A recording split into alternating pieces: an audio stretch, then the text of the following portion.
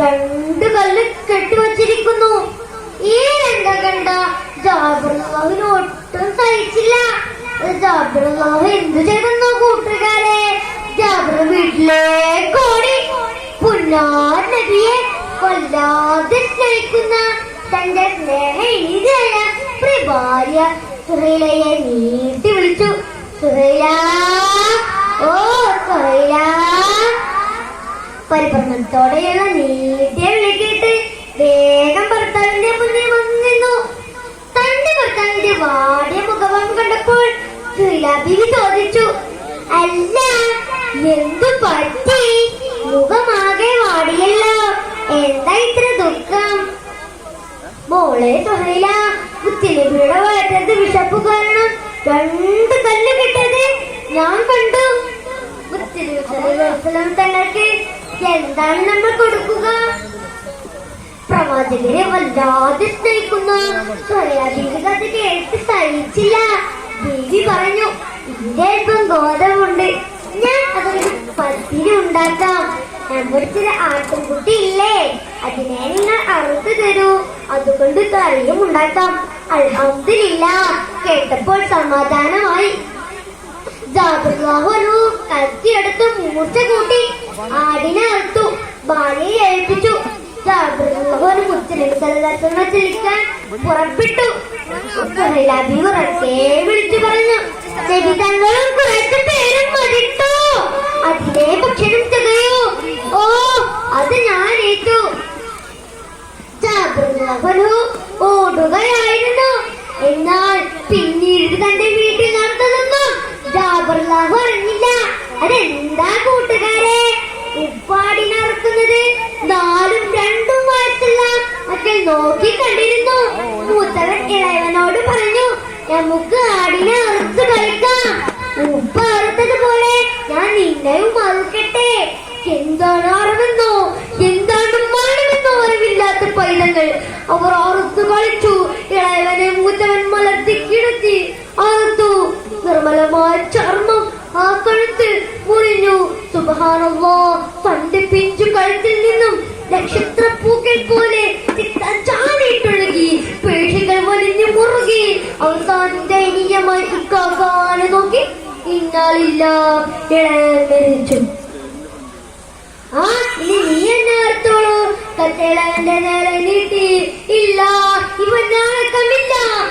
വീട്ടുകാരൻ നീ എന്ത് ചെയ്യണമെന്നറിയാതെ കത്തയും പിടിച്ചോടി. ഓടുന്നതിനിടെ മറ്റെന്ത് കൂടി സംഭവിച്ചു. കല്ലിൽ തട്ടി തന്നെ വീണു. കത്തിക്കൊണ്ടയിൽ കുത്തി ഇറങ്ങി. ഇന്നാലില്ല, ജ്യേഷ്ഠൻ ഈ ലോകത്തോട് വിട പറയുകയാണ്. മരത്തിന്റെ ഇറന്നിറഞ്ഞ പാതയിലേക്ക്, അതും ഒരു വീട്ടിലെ 2 മക്കൾ ഒരേ സമയം താങ്ങാൻ കഴിയുമ്പോ കൂട്ടുകാരത് സ്നേഹ ഭാര്യ എങ്ങനെ താങ്ങും? ഇല്ല, ലോകത്ത് ഓരോ മക്കും ഇത് താങ്ങാനാവില്ല. അങ്ങനെ ജാബിറിനെ തന്നെ സ്വീകരിച്ച് മുത്തനബി സല്ലല്ലാഹു അലൈഹി വസല്ലം തങ്ങളും സഹാബത്തും വീട്ടിലേക്ക് വരികയാണ്.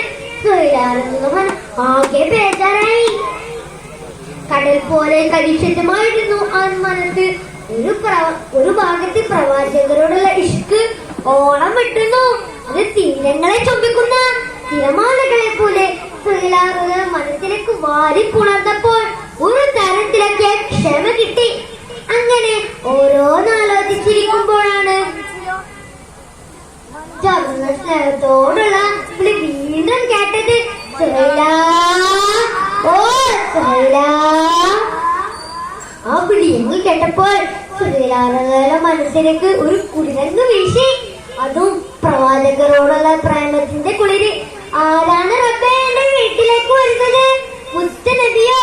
അങ്ങനെ മുത്തനബി സല്ലല്ലാഹു അലൈഹി വസല്ലം തങ്ങൾക്ക് കഴിക്കാനുള്ള ഭക്ഷണമൊക്കെ എടുത്തു വെക്കുകയും മുത്തനബി സല്ലല്ലാഹു അലൈഹി വസല്ലം തങ്ങൾ കഴിക്കുകയും ചെയ്തു.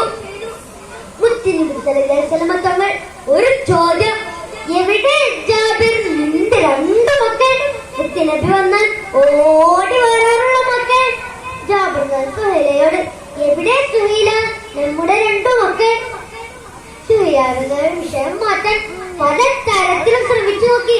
പക്ഷേ മുത്തനബി സല്ലല്ലാഹു അലൈഹി വസല്ലം തങ്ങൾ വീണ്ടും വീണ്ടും മക്കളെ ഒടുവിൽ ആ സത്യം സഹലാർന്ന് ദുഃഖത്തോടെ പറഞ്ഞു. കണ്ണുനീർ കുതിർന്ന ജാബിർ മുത്തനബി സല്ലല്ലാഹു അലൈഹി വസല്ലം തങ്ങളുടെ ആ കഥ മുഴുവൻ അവതരിപ്പിച്ചു. മുത്തനബി സല്ലല്ലാഹു അലൈഹി വസല്ലം തങ്ങൾ പറഞ്ഞു, ഓഹോ, എങ്കിൽ ഞാൻ തന്നെ നിന്റെ രണ്ടു മക്കളെ വിളിക്കാം. യബുനാ ജാബിർ, ജാബിറിന്റെ രണ്ടു മക്കളെ, വരൂ വരൂ.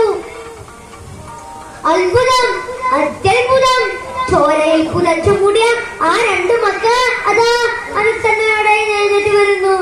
ഈ കാഴ്ച അവർക്ക് അവരുടെ കണ്ണുകൾക്ക് വിശ്വസിക്കാനേ കഴിഞ്ഞില്ല. അങ്ങനെ ആ വിസ്മയം തീർത്ത വീണു സൽക്കാരത്തിന് ആ കുടുംബം സാക്ഷിയായി. ഇവിടെ നിർത്തുകയാണ്.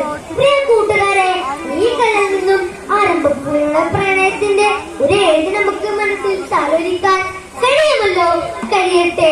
പ്രാർത്ഥനയോടെ ദ്വാവസീയത്തോടെ അസ്സലാമു അലൈക്കും വറഹ്മത്തുള്ളാഹി.